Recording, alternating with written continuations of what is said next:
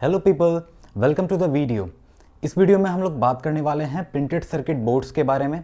इसका इवोल्यूशन कैसे हुआ है, इसे आप किन डिवाइसेस में देखते हो, ये बेसिकली होता क्या है और कैसे एक प्रोफेशनल पीसीबी डिज़ाइनिंग की जाती है, इस कंप्लीट ट्यूटोरियल सीरीज़ में हम लोग जानने वाले हैं। तो चलिए सबसे पहले स्टार्ट करते हैं, प्रिंटेड सर्किट बोर्ड होता क्या है। ये एक बोर्ड है जो कि मैकेनिकली और इलेक्ट्रॉनिकली बहुत सारे कंपोनेंट्स को कंसिस्ट करता है, उन्हें स्टेबली एक जगह पर रखता है और उनका इलेक्ट्रिकली कनेक्शन करते हुए हमारे किसी भी वर्क को सस्टेन कराता है, उसे कंप्लीट करता है।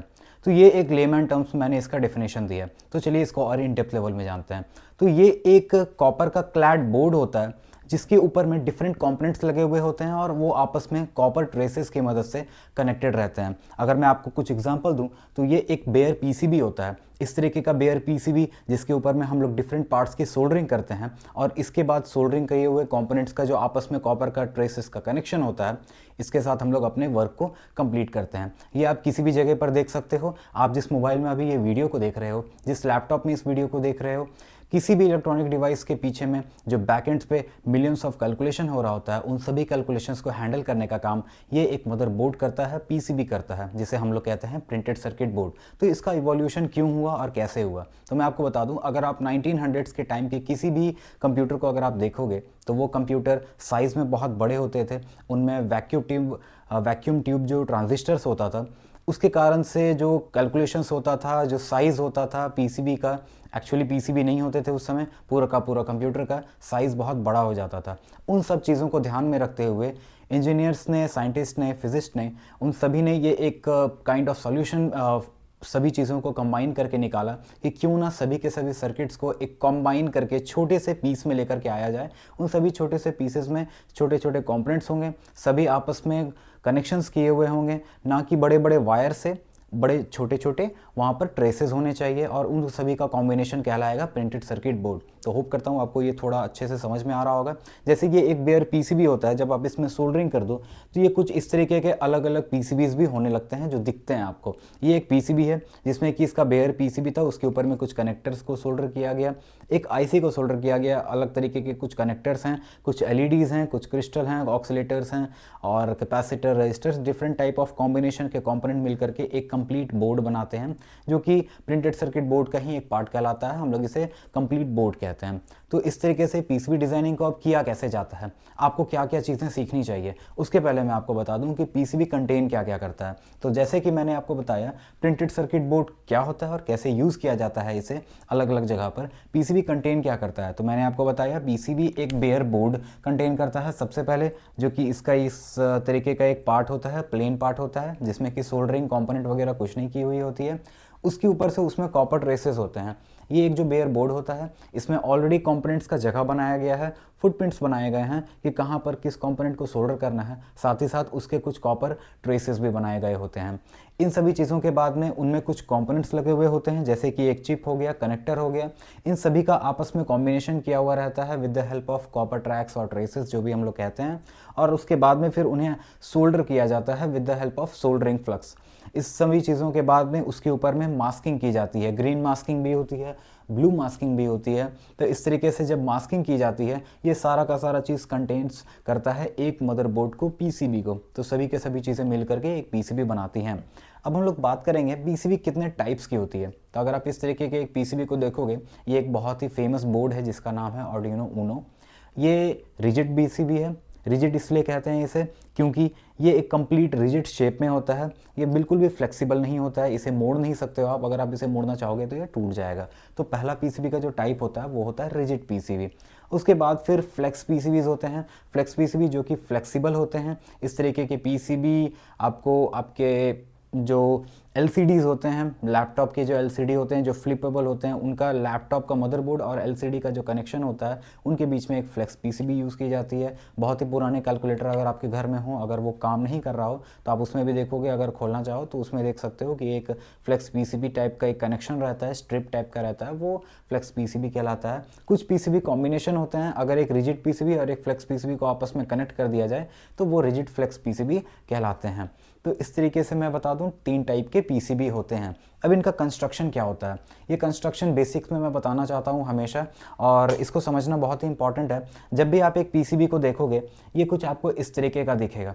ये इस तरीके का पीसीबी बेसिकली, अगर आप इसके क्रॉस सेक्शन को अगर आप इसे साइड से यहाँ पर देखोगे तो आपको बीच में एक कोर दिखता है, ये इसे हम लोग कोर कहते हैं, बीच वाला पार्ट कोर होता है। इसके ऊपर में कॉपर होता है, इसके नीचे में भी कॉपर होता है, अगर हम लोग 2 लेयर की पीसीबी की बात कर रहे हैं।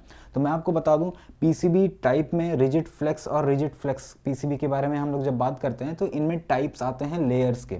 तो हम लोग मोस्टली रिजिड पीसीबी के बारे में बात करेंगे, तो इसमें 1 layer board, 2 layer board, 4 layer board, 6 layer board, 8 layer board, 16 layer board, so on, different तरह के up to 32, 42, 48 so many layers of PCBs आते हैं, डिपेंडिंग अपॉन फैब्रिकेटर का कितना कैपेबिलिटी है। तो जो मोस्टली यूज्ड जो लेयर्स होते हैं वो इतने होते हैं। आप अपने करियर के स्टार्टिंग में इतने सारे पीसीबीज तक आप पहुंचोगे, और इन सभी लेयर्स के बेसिस पे हम लोग यहाँ पर देखते हैं कि उसका कंस्ट्रक्शन कैसा होता है, इसका स्टैकअप कैसा होता है। पीसीबी के टर्म्स में हम लोग कंस्ट्रक्शन को क्या कहते हैं, स्टैकअप। स्टैकअप हम लोग इसे क्यों कह रहे हैं, अगर आप देखोगे स्टैक बनाया जाता है, मतलब कि एक कोर लिया गया, उसके ऊपर में कॉपर लिया गया, नीचे में कॉपर लिया गया, और उन सभी चीज़ों को आपस में हीट प्रेस कर दिया जाता है। हीट प्रेस करने से क्या होता है, ये जो ऊपर का कॉपर होता है ये इस कोर के साथ में चिपक जाता है। ये जनरली जो कोर होता है वो FR4 मटेरियल होता है, इसे हम लोग कहते हैं FR4 मटेरियल। इस FR4 मटेरियल के ऊपर में कॉपर की एक पतली 35 माइक्रोन की शीट ली जाती है। 35 माइक्रोन आप समझने की कोशिश करो, हमारा जो बाल होता है उसका जो थिकनेस होता है वो 10 माइक्रोन्स होता है, तो 35 माइक्रोन, उससे थोड़ी ज़्यादा थिकनेस की एक कॉपर की शीट ली जाती है, पतली सी शीट होती है, उसे इसके ऊपर में रखा जाता है, नीचे से रखा जाता है, और दोनों को जैसे कि मैंने कहा हीट प्रेस कर दिया जाता है। ये मिल करके बनाता है एक पीसीबी। पीसीबी के ऊपर में जनरली ग्रीन मास्किंग की जाती है, इस तरीके का मास्किंग किया जाता है। ये जो मास्किंग होता है बेसिकली कि पीसीबी को कोरोड होने से बचाया जाता है। इससे पीसीबी कोरोड क्यों होगी, क्योंकि इसके ऊपर में एक मेटल है, कॉपर है, और ये ऑक्सीडाइज होगा एयर के कांटेक्ट में आने पर, तो इसलिए इसे जनरली ऑक्सीडेशन से और तो और शॉर्ट सर्किट से बचाने के लिए 2 ट्रेसेस को इसके ऊपर में ग्रीन मास्किंग की जाती है। अगर आप इसे टच करो आपको करंट नहीं लगेगा, अगर आप बेयरली ऐसे अगर टच कर रहे हो, बट मोस्टली पीसीबीज को डायरेक्टली टच नहीं करना चाहिए। इट्स प्रेफरेबल कि इंजीनियर्स जो उसे डिज़ाइन किए हैं, जो ट्रबल शूटिंग कर रहे हैं, वही टच करें अपने अकॉर्डिंगली विथ सेफ्टी।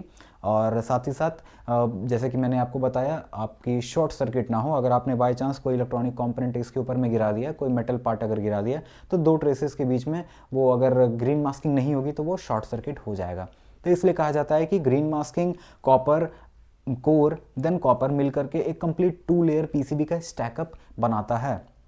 अब मैं आपको बता दूं, ये जो पीसीबी होता है, ये पीसीबी डिज़ाइन कैसे किया जाता है, प्रोफेशनल्स इसे कैसे डिज़ाइन करते हैं, और हम लोग इसे कैसे डिज़ाइन करने वाले हैं। तो इस पीसीबी को कंप्यूटर की मदद से डिज़ाइन किया जाता है। आप अपने लैपटॉप, डेस्कटॉप में इसे डिज़ाइन कर सकते हो। इसके लिए जो टूल्स आते हैं उन्हें ECAD टूल्स कहते हैं, electronic computer aided design tools. इन सभी टूल्स को हम लोग कुछ इस तरीके से देखते हैं। जो मोस्ट कॉमनली यूज्ड टूल्स होते हैं उनमें से एक ओपन सोर्स टूल है, उसका नाम है KiCad। आप इसे किसी भी तरीके से पुकार सकते हो। उसके बाद आता है अल्टियम। ये ईजी ईडीए एक वेबसाइट काइंड ऑफ सॉफ्टवेयर है, इसे आप इंस्टॉल भी कर सकते हो। और कैडेंस भी एक प्रोफेशनल सॉफ्टवेयर होता है। हम लोग इस वीडियो में बात करने वाले हैं, हम लोग आगे के ट्यूटोरियल में बात करने वाले हैं अल्टियम के बारे में। अल्टियम की मदद से हम लोग जानेंगे कि कैसे आप प्रोफेशनल पीसीबीज को डिज़ाइन कर सकते हो। इसमें आपको मैं इन डेप्थ लेवल में बताऊंगा कि जो डिफरेंट इलेक्ट्रॉनिक पार्ट्स होते हैं आप उसे कैसे डिज़ाइन करते हो, साथ ही साथ जो कॉपर ट्रेसेस होते हैं, बेयर बोर्ड को कैसे डिफाइन करते हो, सोल्डरिंग को कैसे डिफाइन करते हो, जो कि बहुत सारी तरह की चीज़ें होती हैं जो कि मैं आपको अगले वीडियो में बताने वाला हूँ। तो तब तक के लिए आप इन सभी चीज़ों का एक नोट्स बना करके रखिए। हर एक वीडियो में हम लोग नोट्स लिया करेंगे, और उसके बाद फिर अगले वीडियो में आने के पहले उस नोट्स को हम लोगों को रिवाइज करना है। रिवाइज करने के बाद अगले वीडियो में हम लोग जानेंगे कि कैसे अल्टियम की मदद से हम लोग पीसीबीज को डिज़ाइन करना सीख सकते हैं। तो ये होप करता हूँ आपको ये सभी के सभी कॉन्सेप्ट समझ में आए होंगे। तब तक के लिए मिलते हैं हम लोग अगले वीडियो में। थैंक यू, जय हिंद।